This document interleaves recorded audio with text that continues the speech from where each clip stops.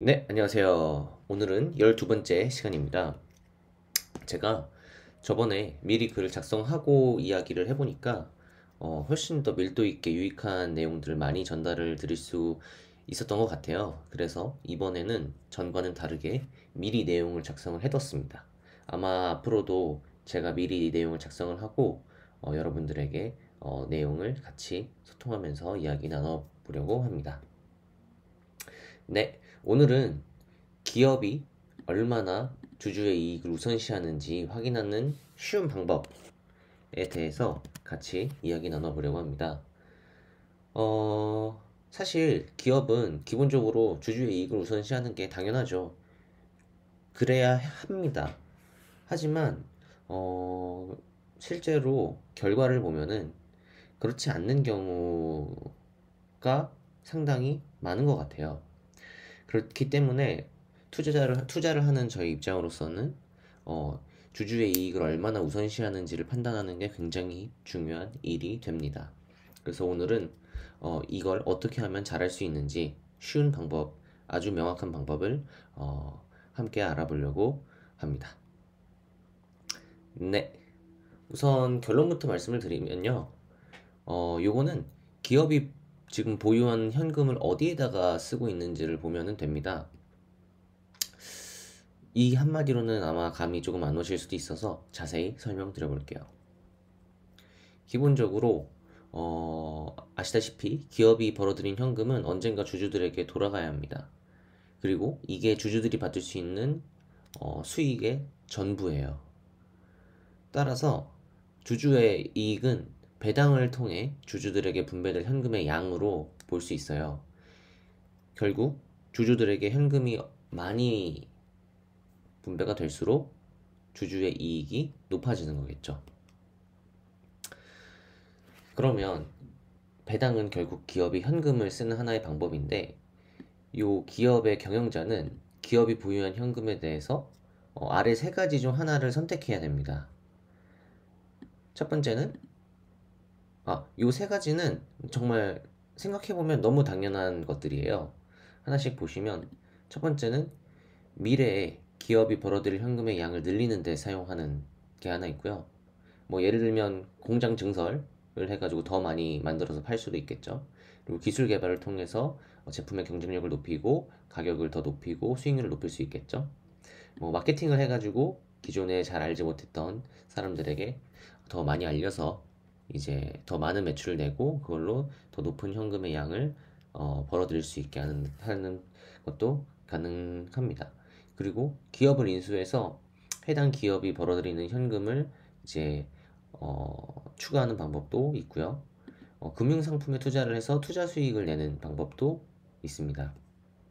뭐 이런 식으로 기업이 미래에 벌어들일 현금의 양을 늘리는데 지금 갖고 있는 현금을 사용할 수가 있고요.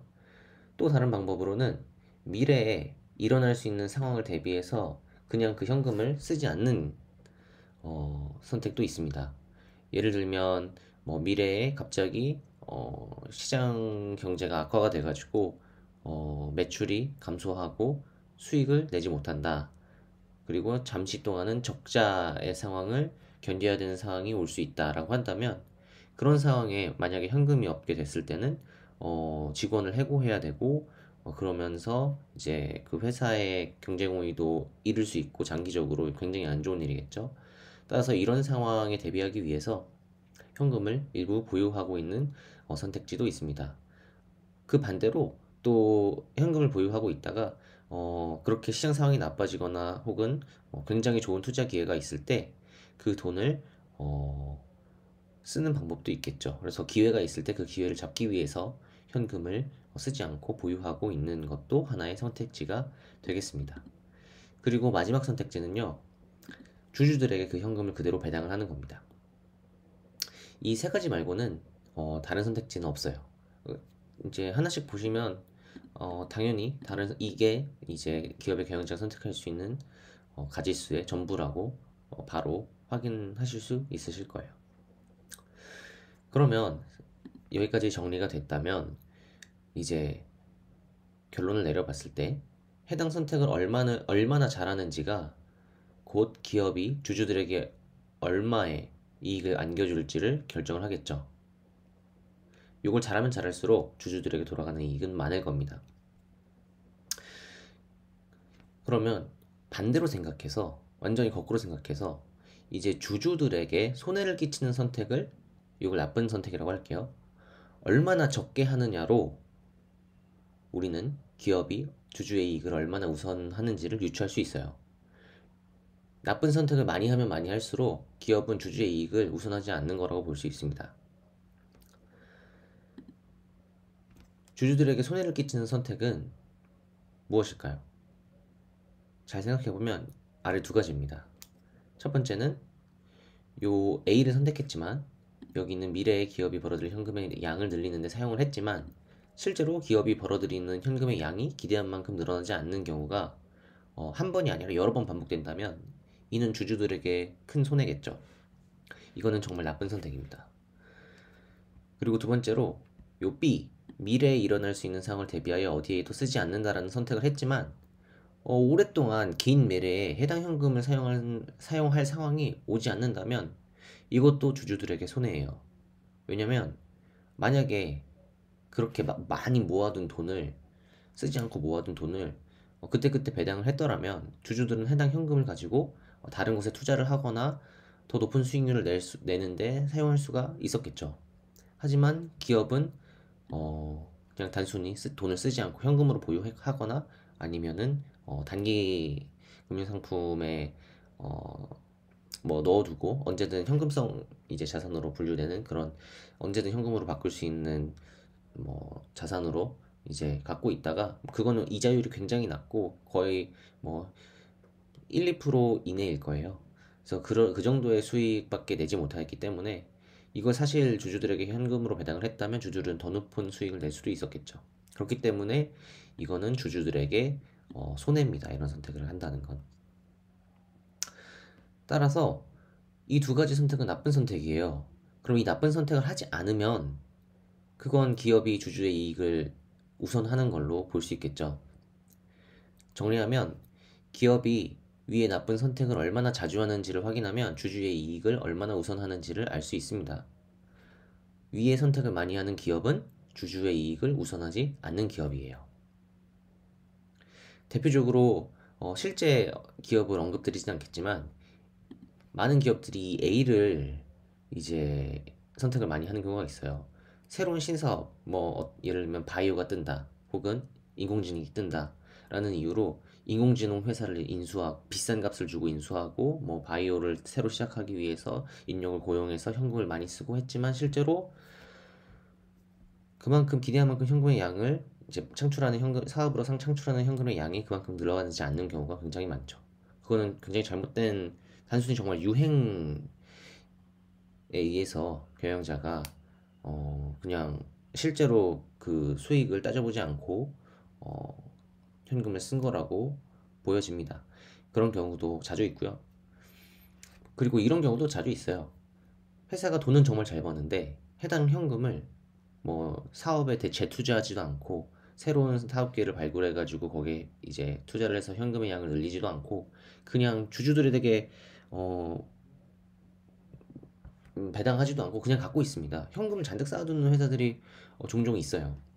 이런 경우에는 아까도 말씀드렸지만 주주들에게 손해겠죠.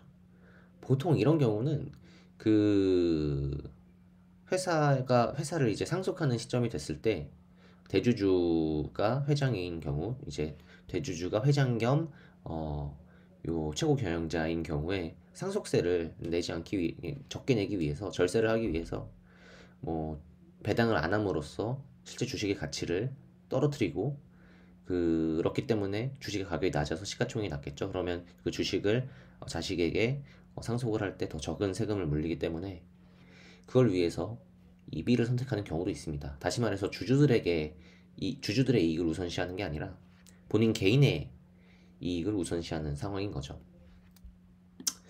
그래서 저희는 이런 경우가 이 나쁜 선택들을 하는 경우가 많은 기업을 걸러내면 남은 기업들은 대부분 주주의 이익을 적어도 최소한을 우선하는 기업으로 볼 수 있을 것입니다.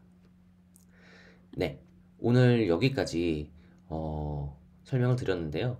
기업이 얼마나 주주의 이익을 우선시하는지 아마 알아보기 어려운 분들도 많으셨을 거예요. 배당을 단순히 많이 주면은 주주의 이익을 우선하는 건지, 혹은 자사주 매입을 자주 하면은 그게 주주의 이익을 우선하는 건지 확실하지 않으셨던 분들 계실 텐데, 아래처럼 이제 정리가 되셔서 이후에 투자를 하실 때 좀 더 유익한 이제 그 판단 기준을 가지고 투자를 잘 하실 수 있게 되셨기를 바랍니다. 그리고 이제 덤으로 한 가지를 더 말씀을 드리면, 이 영상을 보시다가 이런 생각을 하신 분들도 있으실 것 같아요. 만약에 이런 나쁜 선택을 하지 않기 위해서 굉장히 보수적으로 기업을 운영한다면, 이 A 기업 미래의 기업이 벌어들일 현금의 양을 늘릴 수 있는 기회를 놓칠 수도 있잖아요. 그러면 그것도 놓치는 것 자체도 경영자의 잘못된 선택으로 볼 수 있겠다라고 생각하는 분이 계실 겁니다. 맞습니다. A의 기회를 분명히 알고 있었음에도 놓치는 건 경영자의 실책이죠. 하지만 이는 주주에게 손해를 입히지는 않습니다. 따라서 위에 이 두 가지에 비교하면은 그리 나쁜 선택까지는 아니라고 저는 생각을 해요. A의 기회를 놓치더라도 위의 선택을 하지 않는 것이 훨씬 낫습니다. 요거는 저의 개인적인 생각입니다. 물론 A의 기회를 놓치지 않으면서도 위의 나쁜 선택도 같이 안 하는 거, 그게 가장 최고죠. 네. 근데 요런 이제 능력이 있는 사람은 정말 정말 드뭅니다.